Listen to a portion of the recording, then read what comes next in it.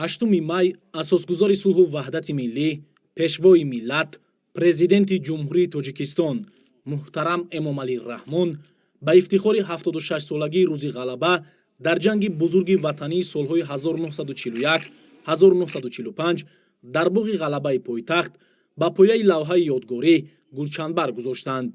Президенти мамлакат муҳтарам Эмомалӣ Раҳмонро раиси Маҷлиси Миллии Маҷлиси Олии Ҷумҳурии Тоҷикистон, раиси шаҳри Душанбе муҳтарам Рустами Эмомалӣ ҳамроҳӣ намуданд.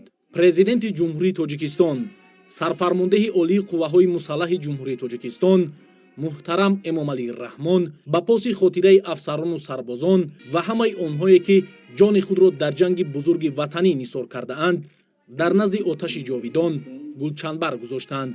Дар ин маросим ҳамчунин раисони Маҷлиси Миллӣ ва Маҷлиси намояндагони Маҷлиси Олии Ҷумҳурии Тоҷикистон, Сарвазири Ҷумҳурии Тоҷикистон, Вазири Мудофиа, собиқадорони ҷанги бузурги ватанӣ ва намояндагони дигар мақомот ба хотири қурбониёни ҷанг гулчанбарҳо гузоштанд.